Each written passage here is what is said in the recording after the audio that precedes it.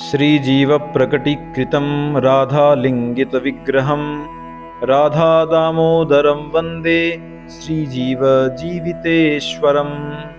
आओ आज आप और हम सभी श्री राधा दामोदर जी मंदिर में भगवान श्री कृष्ण के चरण चिन्हों का और राधा माधव के रूप विग्रह का अद्भुत दर्शन करते हैं।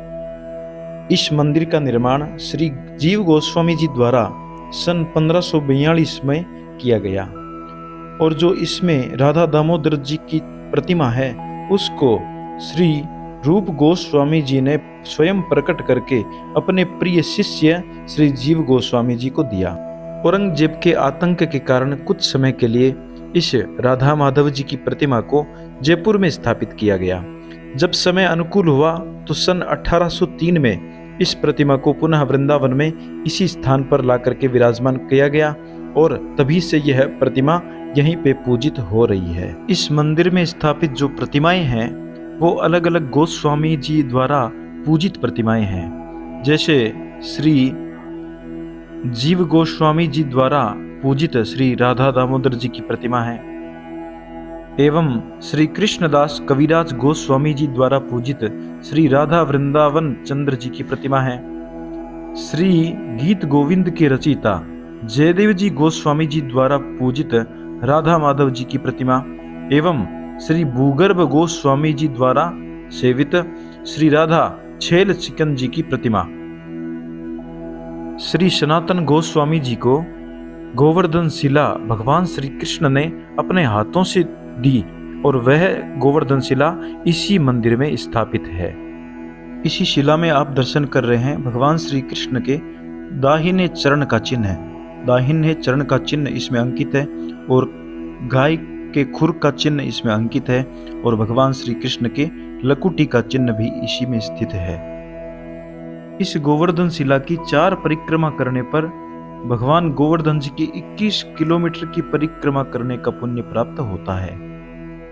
उसके साथ साथ यहाँ रूप गोस्वामी जी, जीव गोस्वामी जी, कृष्णदास कविराज जी एवं भूगर्भ गोस्वामी जी, इन संतों की महापुरुषों की समाधियां भी इस मंदिर में स्थापित है।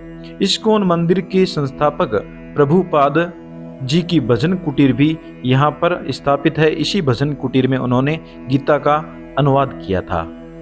इस मंदिर की जो मुख्य प्रतिमा है श्री राधा दामोदर जी की, उस प्रतिमा को श्री रूप गोस्वामी जी ने अपने हाथों से बनाया। एक समय की बात कि उनके मन में विरह जाग उठा कि भगवान दामोदर का मेरे को दर्शन करना है, कैसे दर्शन हो। इस प्रकार का उनका हृदय लालायित होने लगा और वो भगवान श्री कृष्ण के भजन में दर्शन की लालसा से दृढ़ता पूर्वक लग गए। फिर भगवान ने उनको स्वप्न में कहा कि तुम दामोदर जी की मूर्ति का निर्माण करो, अपने हाथों से बनाओ। दूसरे दिन सुबह वो उठे, यमुना जी में स्नान करके वापस आ रहे थे तो काले पत्थर की एक शिला मिली और उस शिला के द्वारा उन्होंने भगवान श्री राधा दामोदर जी की मूर्ति का निर्माण किया। श्री दामोदर जी की मूर्ति का निर्माण कार्य माघ शुक्ल पक्ष 10वीं को पूरा हुआ और उसी दिन समस्त भक्त वृंदों एवं गोस्वामी गणों के सामने श्रील रूप गोस्वामी जी ने अपने शिष्य श्री जीव गोस्वामी को भगवान दामोदर का विग्रह सेवा हेतु प्रदान किया। तो आप जब भी वृंदावन आओ इस दिव्य स्थान के दर्शन अवश्य करना और यहाँ आकर 4 परिक्रमा अवश्य करना कि आपको श्री गोवर्धन की 21 किलोमीटर की परिक्रमा करने का पुण्य प्राप्त हो। जय श्री कृष्णा, जय श्री राधे।